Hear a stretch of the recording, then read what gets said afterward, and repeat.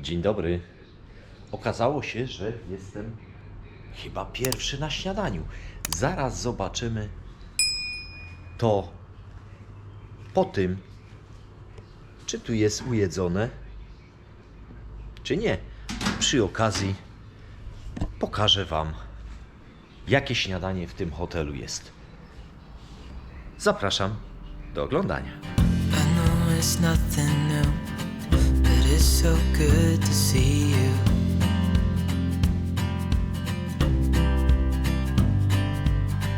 We do this every day, and I'm still so amazed by you.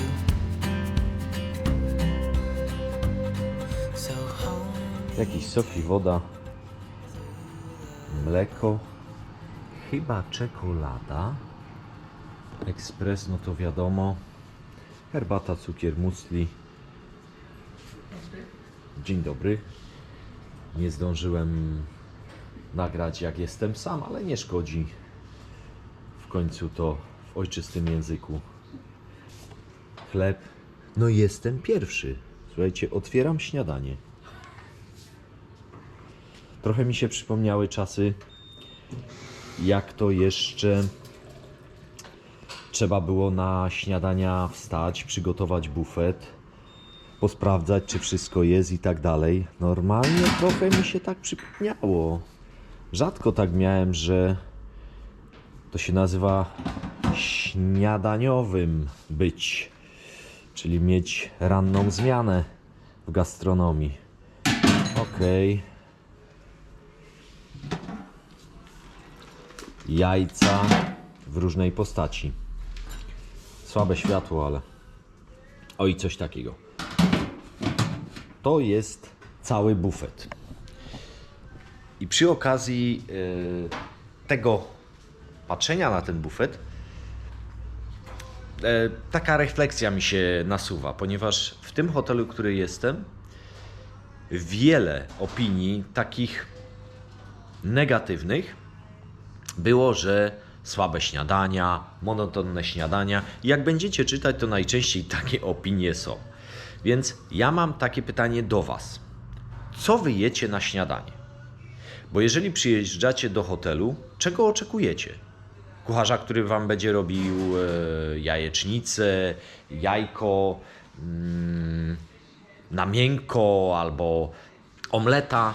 Czego oczekujecie? Co wy jecie na śniadanie? Dajcie mi znać, bo jakby mnie takie opinie zaskakują. Taki mamy widok z recepcji.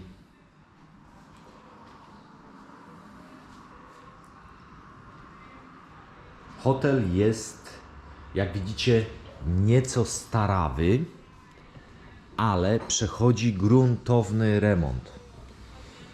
I ja miałem okazję tutaj nocować w sobotę i w niedzielę. I było wszystko ok. W ten sposób, że było cicho, było czysto. Niczego więcej nie oczekuję po hotelu, jeżeli mam tu tylko nocować. W sezonie no może tu być gwarno.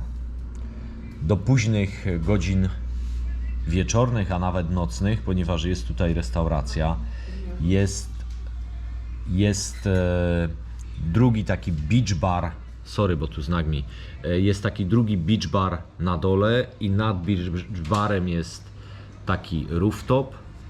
Obok jest basen, no teraz go nie widać, a poza tym jest on jeszcze nie przygotowany.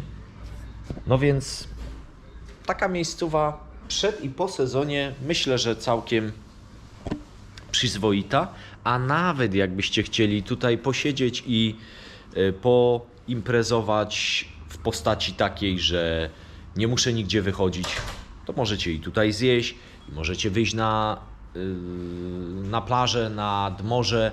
Ta plaża tutaj, no umówmy się, są kamienie. Trzeba, myślę, że z 200-300 metrów odejść do plaży, a i tak nie jest, mówię Wam to otwarcie, biały piasek, palmy, jak z obrazka, z katalogu podróżniczego, który Was wyśle na wakacje. Nie, tak nie jest. Zależy, czego oczekujecie. Ja Wam pokazuję to, jak jest i mówię, jakie ja doświadczenia tutaj zebrałem.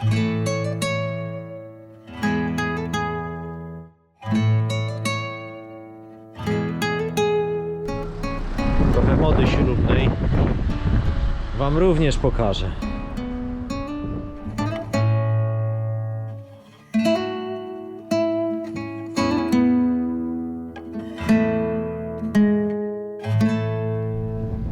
Miejscowość ta przywitała mnie porywistym wiatrem. No i jak widzicie, jestem dzisiaj w bluzie, bo temperaturę mamy 17-18 stopni. No ja mam nadzieję, że jest poranek i że ta temperatura i aura jakoś się rozpędzi, ale w tym dobrym kierunku. Co można powiedzieć o miejscowości Lavrio? Drugi co do wielkości port po Pireusie w okolicach Aten. Widać tutaj jakieś wycieczkowce, jachty, więc chyba ma to jakiś sens. Spróbujemy tu coś odnaleźć takiego nietypowego w tej miejscowości. Mam nadzieję, że uda Wam się to również pokazać.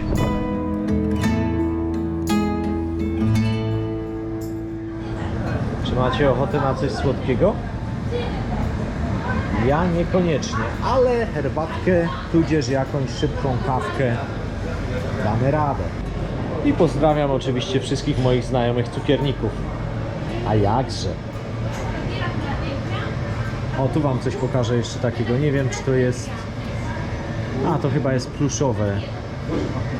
Chyba, żeby to z masy cukrowej było? Dajcie mi znać, bo Wy się lepiej na tym znacie. Nawet praliny tu mają. W tej cukierni można również coś przekąsić. A te ciasteczka są i mleczne, i jabłeczne, i jakieś jeszcze tam.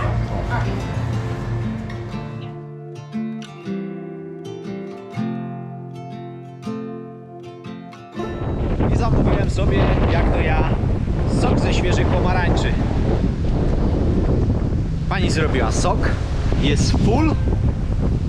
Później zapyta, czy zechce odrobinę lodu do tego. No ale aura jest wieczna i dosyć chłodna. Podziękowałem za taką ofertę dodatkową. No, za ile zapłaciłem, tyle dostałem. Bez żadnej ściemy w postaci lodu.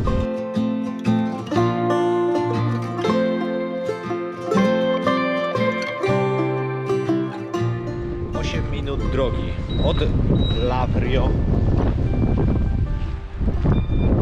Obiecałem Wam, że pokażę coś innego. Otóż dotarłem do takiego miejsca. No powiecie, dziura jak dziura. W skałach dziura, ogrodzona płotem. Nic szczególnego. No i poniekąd się zgodzę z Wami. Ta dziura jest opisana, bo ma 55 metrów głębokości, o średnicy ponad 100 metrów. I na przełomie XVIII i XIX wieku została zrobiona przez spadający meteoryt.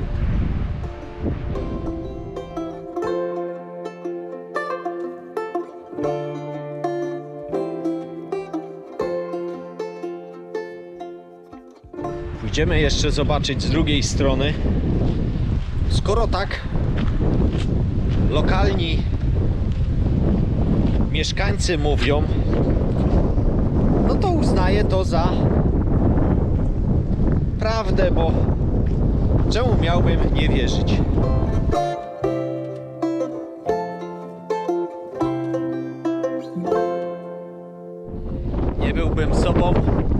gdybym nie odszedł trochę od tej dziury i nie pokazał wam kawałek dalej.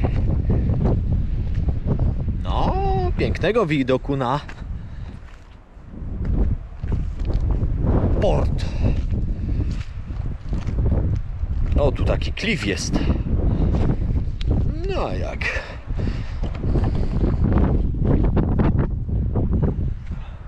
Nawet udało mi się wejść tutaj poza ogrodzenie.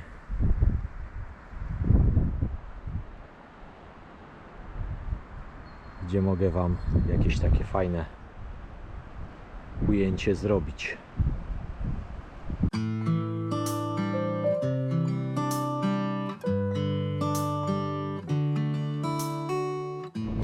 Przejeżdżałem koło cmentarza, no i postanowiłem również wam pokazać, jak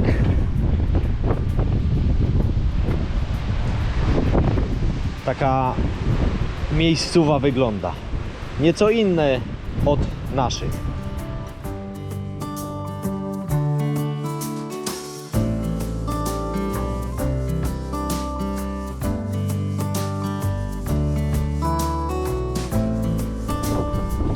Z takimi oknami to jest.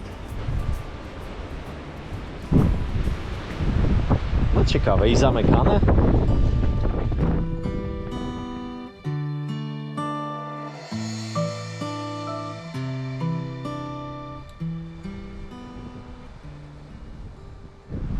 Biznesy pozamykane, tylko hula wiatr. Turystów jeszcze nie ma. No taka pora. Kwiecień za wcześnie. Z drugiej zaś strony dla mnie świetny czas, gdzie plaże są w zasadzie puste. Nie ma korków do tych plaż. No owszem, no jest wiatr. Woda jest zimna. No ale przyjdzie i czas na kąpiele. Nie w tej podróży, to w następnej.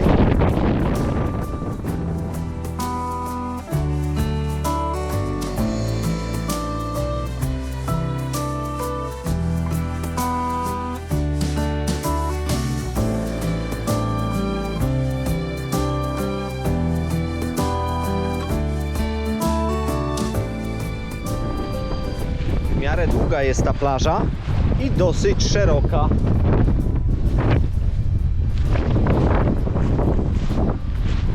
Tylko że żwirek, a nie piasek.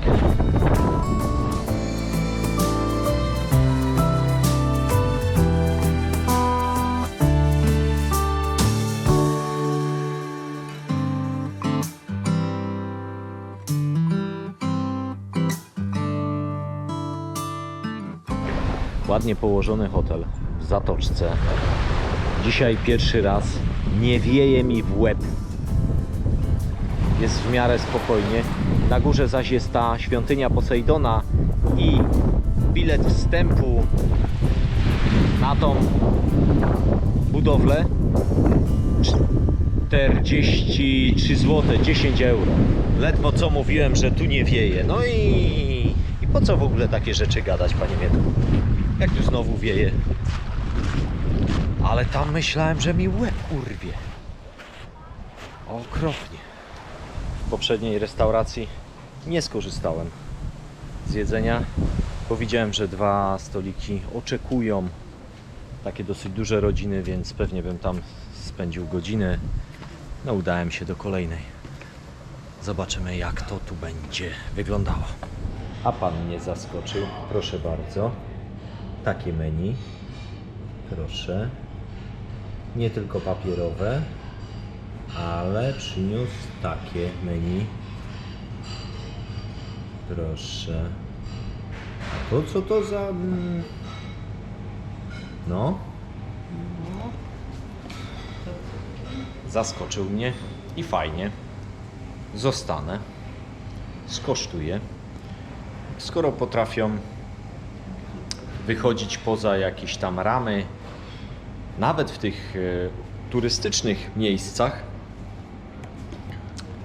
gdzie zawsze tylko znajdziecie menu takie już obniszczone, takie byle jakie.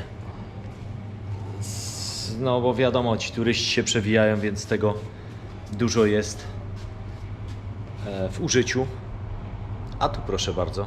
No to jak zwykle Wam pokażę, jakie ceny są. Co my tu mamy?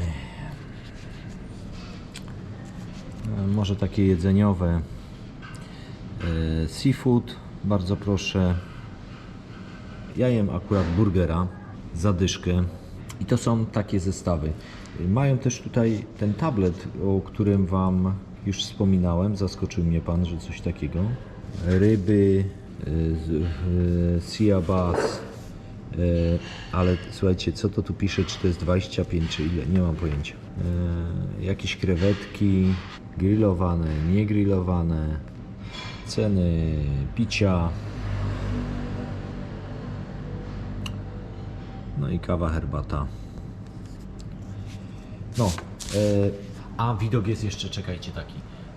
Bardzo drogie ogólnie ryby są. Nie tylko w tej restauracji, ale ogólnie w tych restauracjach. Podają to za kilo, a za kilo ryby od 40 euro, czasami nawet 80 i 100. Ale ja już nie mówię o Atenach, tylko tutaj w tych restauracjach przybrzeżnych, w tych kurortach, w których się tutaj poruszam. Restauracja nazywa się tak, bardzo proszę. Zaraz przy drodze Fig. O. I znowu bym Wam zapomniał nagrać. Burgera z frytkami. Herbatka. A tu jakieś coś z cukinii. A tu mam takiego przystojniaka. No, spadowa. How many times have I fallen for you? Every promise you never delivered. How many times all the words that you said had me mixing the sweet with the bitter? But I know what you're saying, don't need no explaining. You're making me shake and shiver. You're shining your shoes, but hey, I got news.